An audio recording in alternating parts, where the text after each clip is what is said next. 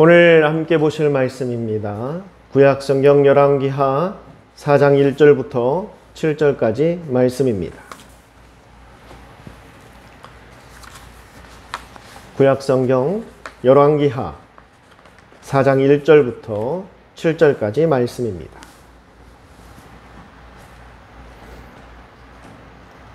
말씀을 저와 여러분이 나누어서 교독합니다. 제가 1절 말씀부터 먼저 읽겠습니다.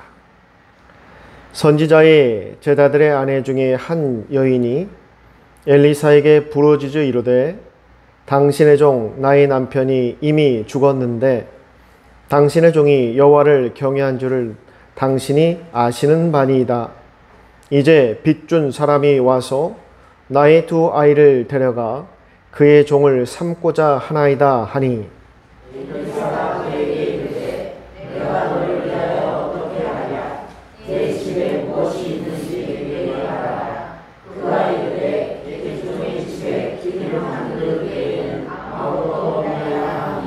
이르되 너는 밖에 나가서 모든 이웃에게 그릇을 빌리라. 빈 그릇을 빌리되 조금 빌리지 말고 너는 내 두 아들과 함께 들어가서 문을 닫고 그 모든 그릇에 기름을 부어서 잔대로 옮겨 놓으라 하니라. 여인이 물러가서 그의 두 아들과 함께 문을 닫은 후에 그들은 그릇을 그에게로 가져오고 그는 부었더니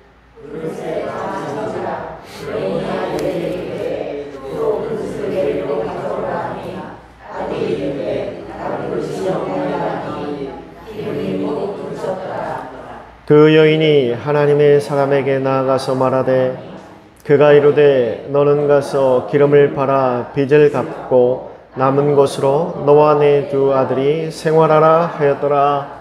아멘. 할렐루야.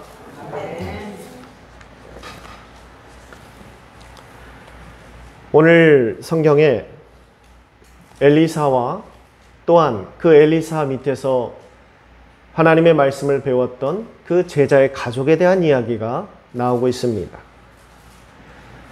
엘리사의 스승은 엘리야 선지자입니다. 엘리야 선지자가 하나님의 부름을 받아 또 하늘로 올라가면서 이제 그의 제자였던 엘리사가 그 엘리야가 했던 일들을 도맡아 하게 되었습니다. 그 중에 하나가 뭐냐면 신학교를 운영하는 거였습니다. 엘리야 선지자는 이 땅에 있을 때 신학교를 설립하고 그곳에서 많은 학생들을 가르쳤습니다. 그 제자들 중에 하나가 바로 엘리사였습니다. 그러나 엘리야가 이제 하늘로 승천하면서 그의 제자였던 엘리사가 그 일을 맡아서 하게 된 것입니다.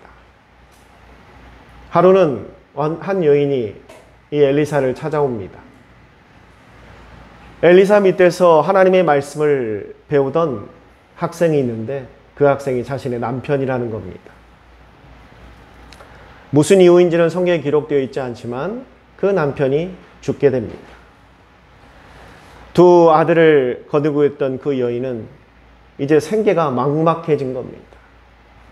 그것뿐만이 아니라 그들이 생활하기 위해서 여기저기 빚을 졌는데 그 빚을 갚으라는 이야기들이 들려오고 빚을 내주었던 사람들이 그 빚을 갚지 못하면 너희 아들들을 내가 종으로 데려가겠다라고 이야기합니다.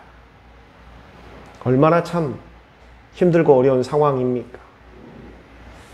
두 아들과 함께 먹고 살기도 힘든 형편인데 빚까지 있어서 그 빚을 갚지 못하면 자신의 귀한 아들들이 종으로 팔려가게 된 상황입니다. 견디다 더 이상은 견딜 수 없어서 자신의 남편의 스승인 엘리사를 찾아온 겁니다. 그리고 엘리사에게 하소연합니다.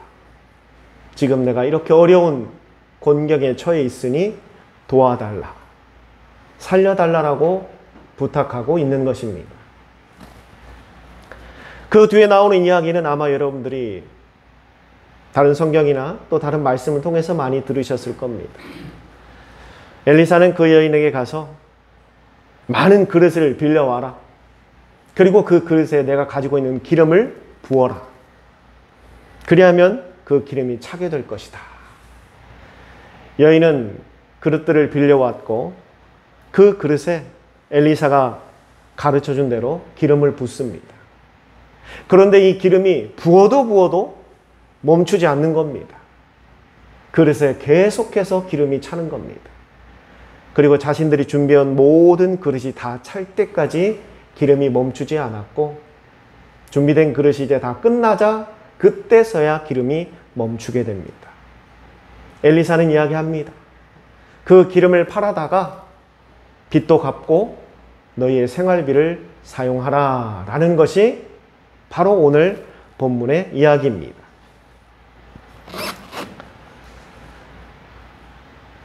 오늘 이 본문의 이야기가 있기 전에 지금 이 북이스라엘에는 어떠한 상황에 처해 있는가? 열왕기하 3장에 보면 지금 북이스라엘은 모압과 전쟁 중입니다. 지금 북이스라엘의 왕은 여호람이라는 왕인데 그 왕의 아버지는 여러분들이 잘 아는 아합 왕입니다. 이스라엘 역사에서 가장 악했던 왕 아합. 그런데 그 아합이 이제 죽고 나자 그동안 북이스라엘에게 조공을 바치고 또한 여러 가지 물건들을 가져다가 팔고 교역했던 이 모압이 하루아침에 이제 더 이상 조공을 바치지 않겠다라고 선언을 하는 겁니다. 정기적으로 이 모압에서 많은 물건들이 들어왔는데 모압 왕이 이제는 더 이상 가져다 주지 않겠다라고 선언합니다. 결국 그 문제로 인해서 여호람과 모압은 전쟁을 벌이게 됩니다. 그 전쟁 가운데 지금 오늘의 이 사건이 이루어진 겁니다. 정말 힘들고 어려운 이 상황 가운데서도 하나님의 역사는, 하나님의 기적은 이루어지고 있다는 것을 보여주고 있습니다. 할렐루야! 아무리 세상이 어수선하고 세상이 아무리 힘들다 하더라도 하나님의 역사는 분명히 우리 가운데 임하십니다.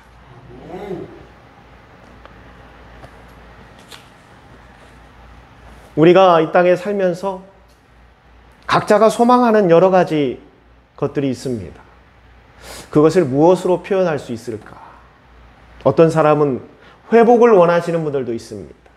그게 꼭 건강의 회복뿐만이 아니라 내 자신에 대한 회복, 내 가정에 대한 회복, 또 나의 일터에 대한 회복들. 여러 가지 회복을 소망하며 기도하는 분들이 있습니다. 또한 어떤 분들은 성장을 위해서 기도하시는 분들도 있습니다. 또 어떤 분들은 성공을 바라며 기도하는 분들도 있습니다. 또 하나님의 은혜를 구하며 기도하는 분들도 있고 하나님의 축복을 바라며 기도하는 사람들도 있습니다. 회복이 되었던, 성장이 되었던, 아니면 그게 하나님의 기적과 역사와 은혜와 축복이 되었던, 이것을 성경에서 한 단어로 설명하자면 그것을 부흥이라고 말합니다. 부흥. 우리가 일반적으로 부흥하면 교회에서만 쓰는 단어다 이렇게 생각하실지 모르겠지만 부흥이라는 말이 교회에서만, 성경에서만 쓰이는 단어가 아닙니다. 이 부흥이라는 단어 가운데는 회복, 성장, 성공, 역사도, 기적도, 은혜도, 축복도 함께 담겨 있습니다. 그런 의미로 여러분들, 정말 여러분들의 가정이, 또 우리 교회가, 또 이 나라가 저는 부흥하기를 간절히 소망합니다. 소망합니다. 그리고 여러분들 각자도 이러한 부흥이 꼭 이루어지기를 바랍니다. 그런데 오늘 말씀의 제목이 뭔가요? 말씀의 제목이 뭐죠? 네, 전조현상.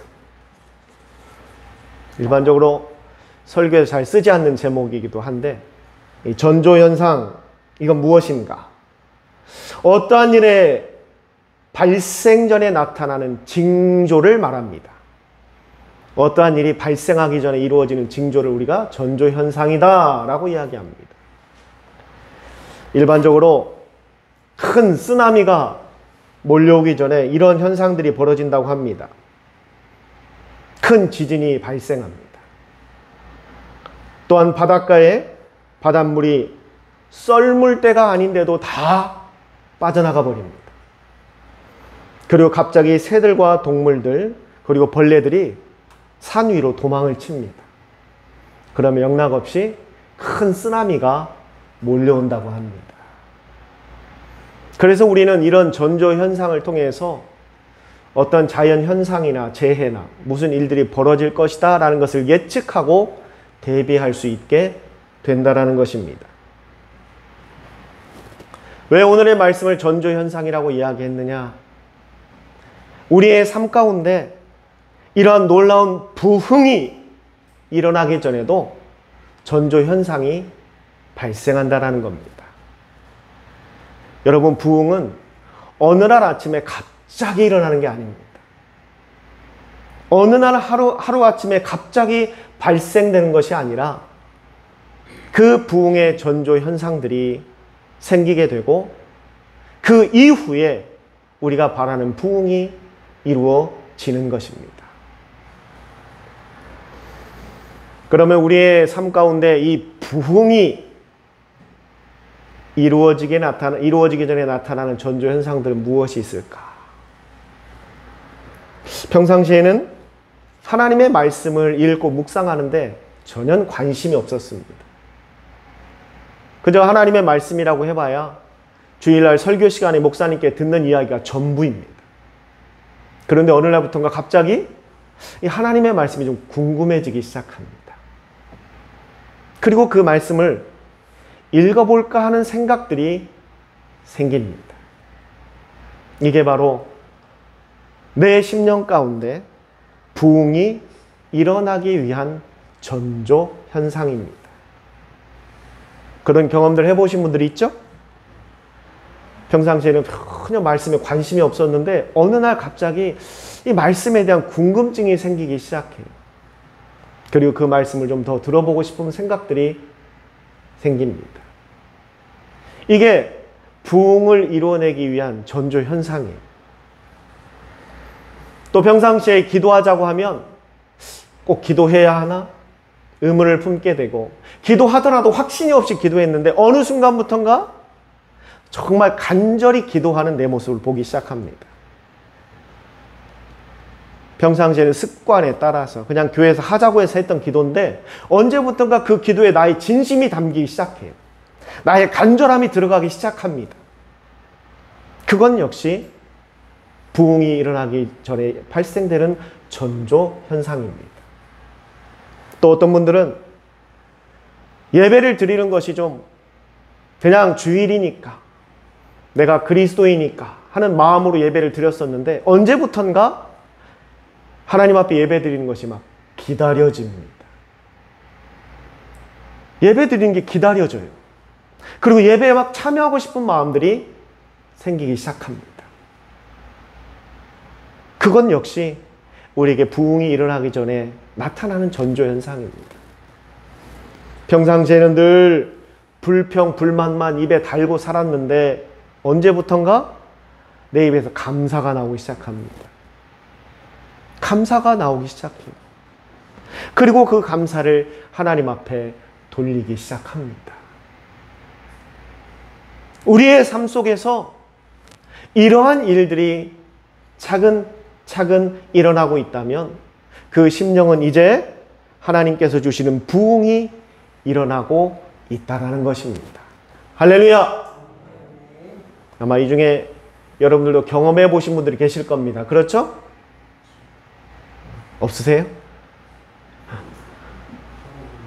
이런 일들이 알게 모르게 물론 갑자기 막 내가 느껴질 정도로 확 다가오는 분들도 계시지만 아주 조금이라도 그러한 현상들이 그러한 변화들이 생겨나는 사람들이 있습니다. 그런데 여러분 이런 전조현상이 생겼다고 해서 부흥이 저절로 이루어지는 건 아닙니다. 누구나 그런 마음 가질 수는 있어요. 어느 날 설교를 듣고 또는 어떤 말씀을 듣다가 내가 이러면 안 되지. 나도 좀 기도 좀 해볼까? 나도 성경 좀 읽어볼까? 나도 예배를 좀 진심으로 드려볼까? 이런 마음들 생길 수는 있습니다. 그러나 그 마음이 좀 생겼다고 해서 바로 부흥이 일어나는 것은 아니라는 겁니다. 그럼 어떻게 해야 되느냐? 그 부흥을 위해서 우리가 준비해야 한다라는 것입니다. 저는 그 준비를 바로 오늘 엘리사 선지자가 오늘 본문에 나오는 여인에게 이야기한 것처럼 그릇을 준비하라. 이 말씀처럼 우리도 그 부흥에 대한 준비가 있어야지 하나님의 역사를 우리의 삶 가운데 이루어 낸다라는 것입니다. 그럼 우리가 준비해야 될 그릇은 무엇일까? 오늘 성경에는 기름을 받을 그릇을 준비하라고 했지만 우리에게 필요한 건 기름을 받을 그릇이 아니라 무엇을 받을?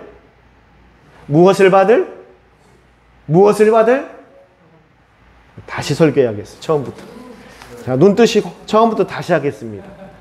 본문부터 다시 읽을까요?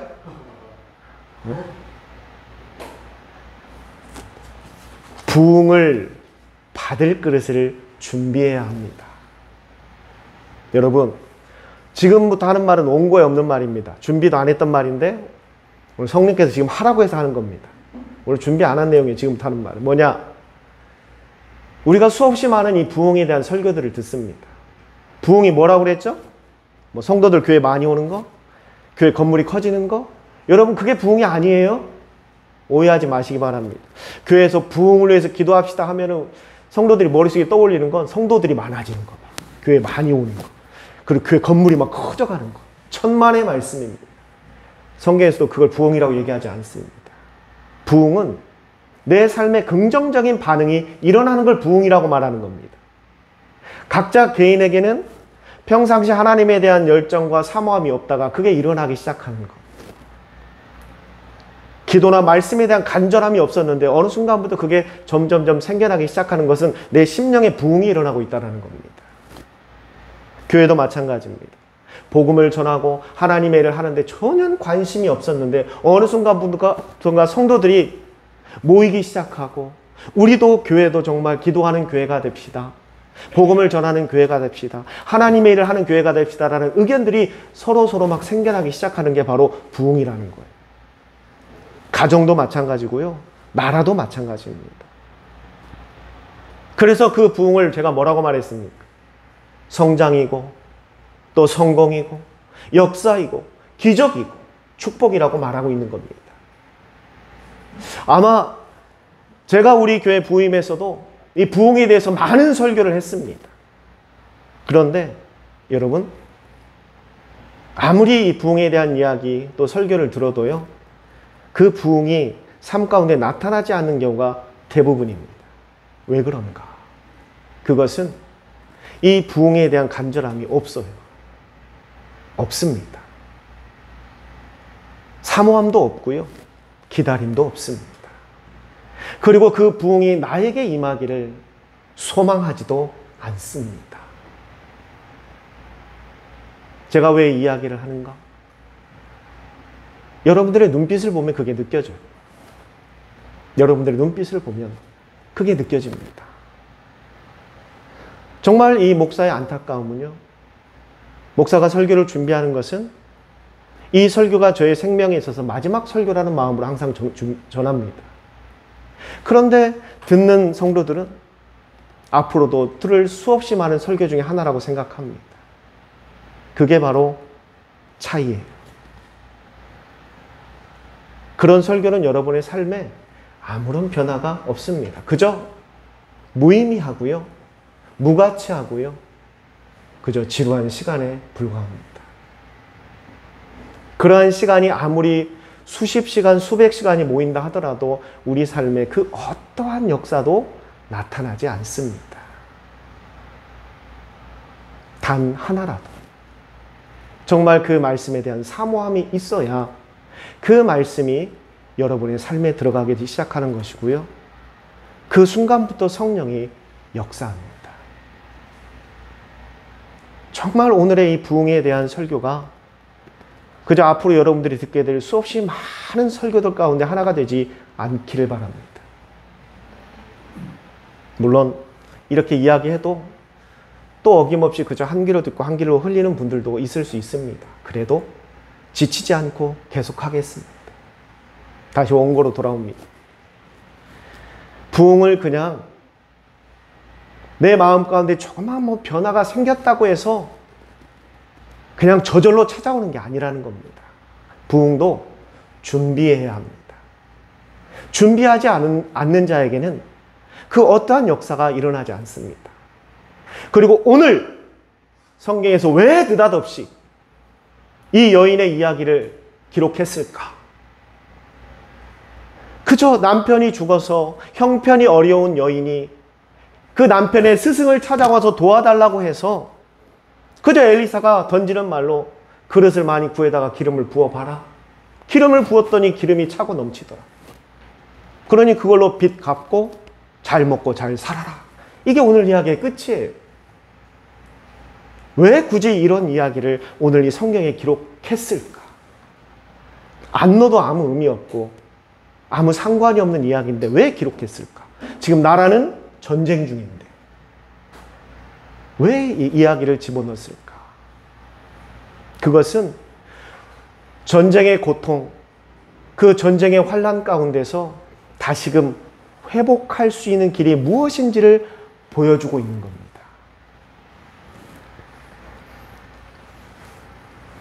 지난 목요일에 사모님과 함께 사전투표를 하러 갔습니다.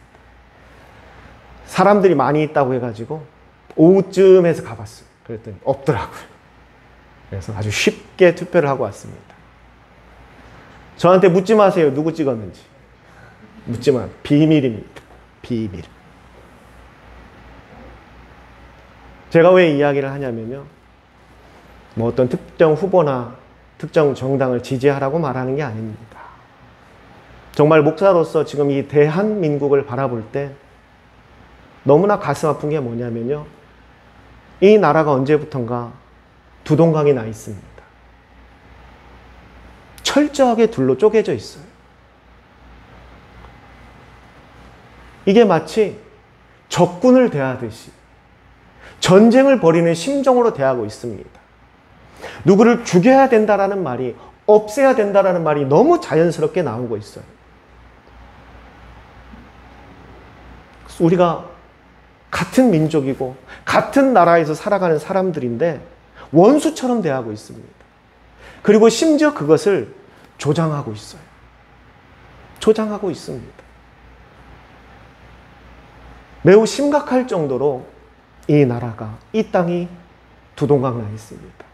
지금 남북으로도 갈라져 있는 판에 동서로 갈라져서 서로 싸우고 있어요. 정말 이 상태로 계속 간다면 어떤 일이 벌어질지 모릅니다. 내란이 벌어질 수도 있고 정말 폭력 사태가 벌어질 수도 있고 사람의 목숨을 잃는 일까지 생길 수도 있는 매우 위험한 상황입니다. 아마 여러분들도 현장에서 피부로 느끼실 겁니다. 서로 대화하고 서로 화합하고 타협하고 함께 의견을 나누는 것은 다 사라져 버렸어요. 그냥 서로가 서로를 죽이려고만 합니다. 없애려고만 합니다. 정말 우리가 기도해야 되는 것은요. 어떤 사람이 대통령이 되었으면 좋겠다. 어떤 정당이 집권했으면 좋겠다. 여러분, 우리 그리스도인들이 기도해야 되는 건 그게 아니고요. 정말 이 나라가 하나 될 수 있는 길을 위해서 기도해야 합니다. 그게 그리스도인들이 해야 될 일이에요. 정말 하나님께서 우리 그리스도인들에게 바라는 것은 저 광장에 나가서 누구를 지지해라, 누구를 찍어라, 누구를 죽여라 이 외침이 아닙니다. 그것은 마귀가 전하는 거예요. 하나님의 뜻이 아닙니다. 하나님은 절대 우리에게 그렇게 가르치신 적이 없어요. 우리 그리스도인들이 해야 되는 것은 하나가 될 수 있는 길. 더 이상 다투지 아니하도록, 더 이상 쪼개지지 아니하도록, 더 이상 이념 때문에, 사상 때문에 서로가 서로를 죽이는 일이 발생하지 않도록 그게 우리가 해야 될 일입니다. 그런데 여러분, 그것도 그냥 그렇게 생각한다고 되는 게 아니에요. 그것도 우리에게 부흥이 필요하듯이 이 땅 대한민국에도 새로운 역사가, 부흥이 필요합니다. 그것을 위해서 우리가 지금 투표하고 있잖아요. 얼마나 심사숙고하면서 투표하고 있습니까? 그 마음 하나하나가 내가 누군가를 찍어서 내가 누군가를 죽여야겠다는 마음으로 하는 것이 아니라 정말 이 나라가 하나 될 수 있도록, 더 이상 다투지 아니하도록, 갈등하지 않도록 하나가 되는 마음으로 우리가 한 사람 한 사람 투표하고 있는 게 아닙니까? 정말 이 땅 대한민국에도 이러한 부흥의 역사가 일어나기 위해서는 우리들에게도 준비가 필요하다는 겁니다. 그런 거 없이는요, 나라뿐만이 아니라 교회뿐만이 아니라 가정뿐만이 아니라 우리의 삶에도 부흥이 일어나지 않습니다. 그럼 우리가 준비해야 될 부흥을 위한 그릇은 무엇인가? 첫 번째로 하박국 3장 2절에 이렇게 이야기합니다. 여호와여, 내가 주께 대한 소문을 듣고 놀랐나이다. 여호와여, 주는 주의 일을 이 수년 내에 부흥하게 하옵소서. 이 수년 내에 나타내시옵소서. 할렐루야. 이 부흥에 대한 간절한 소망이 우리 가운데 있어야 합니다. 부흥을 소망하지 않으면 우리 삶에 일어나질 않습니다. 나의 신앙, 나의 가정, 그리고 이 나라에 새로운 부흥이 일어나기를 소망하시길 바랍니다. 마음속에 품으시기를 바랍니다.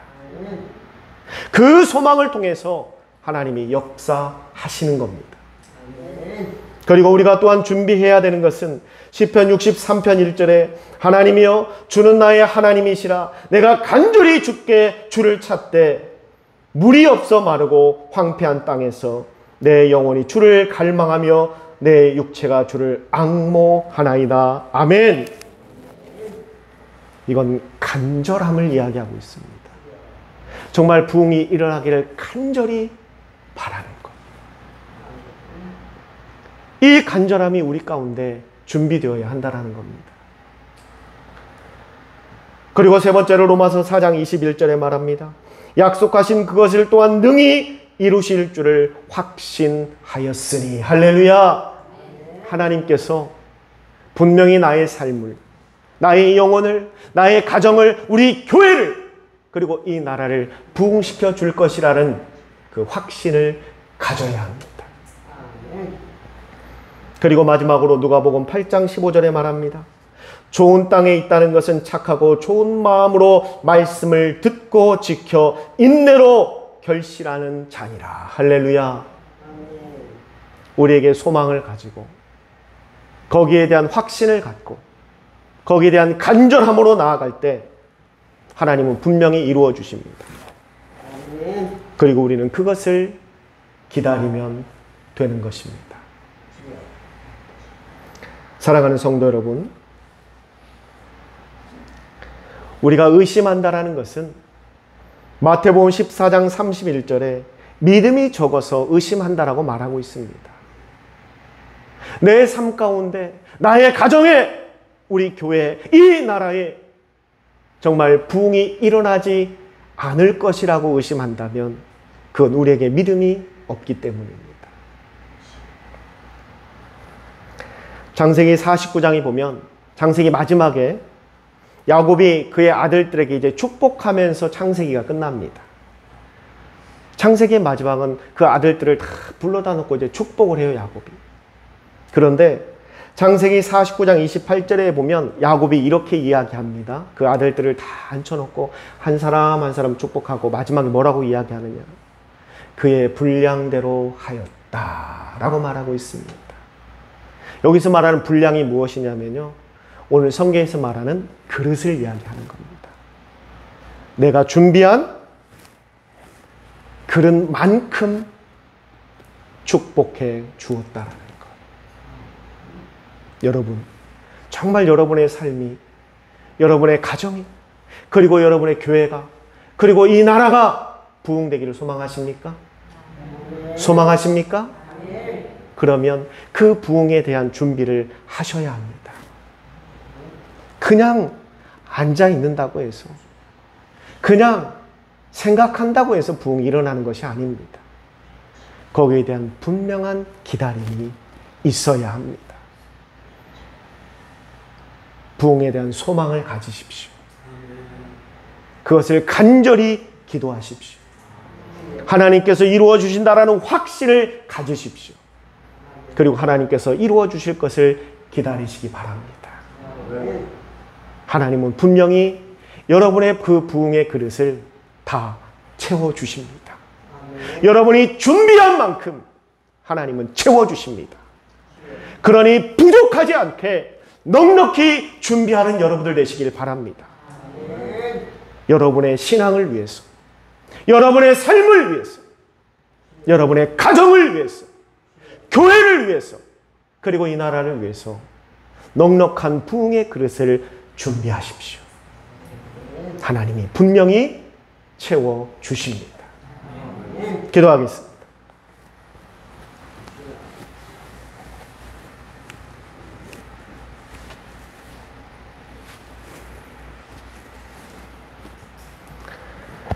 귀하신 아버지 하나님,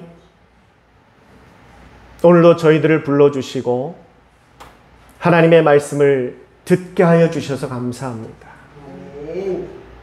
우리 귀한 성도들의 삶, 저희들이 부흥을 소망하고 있고 부흥을 바라고 있지만 그 부흥에 대한 준비는 하지 못하고 있습니다. 저희들의 가정이 부흥되기를 바라고 있지만 그 어떠한 소망도 품고 있지 않습니다. 또한 교회가 부흥되기를 바라고 있지만 그 어떠한 확신도 갖고 있지 않습니다. 또한 이 나라가 다시금 회복되기를 바라고 있지만 그 간절함이 없습니다. 하나님, 이제부터라도 이 부흥에 대한 준비를 해 나아가는 우리 모든 성도들이 되게 하여 주시옵소서. 저들의 삶이 부흥되기를 소망합니다. 저들의 가정이 부흥되기를 소망합니다. 그리고 이 교회가 부흥되기를 소망합니다. 그리고 이 나라가 다시 회복되어 부흥되기를 소망합니다. 부흥을 품고 소망하며 나아가는 우리 성도들이 되게 하여 주시고 그 부흥을 위해서 간절히 기도하는 우리 성도들이 되게 하여 주시고 그 부흥을 이루어줄 그 하나님을 확신하는 우리 성도들이 되게 하여 주시고 하나님의 역사가 이루어지도록 기다리는 우리 성도들이 되게 하여 주시옵소서. 저들이 준비한 부흥의 그릇들에 하나님께서 분명히 채워주시고 하나님께서 역사하여 주시옵소서. 이 모든 것 살아계신 예수님의 이름으로 감사하며 기도드리옵니다. 아멘.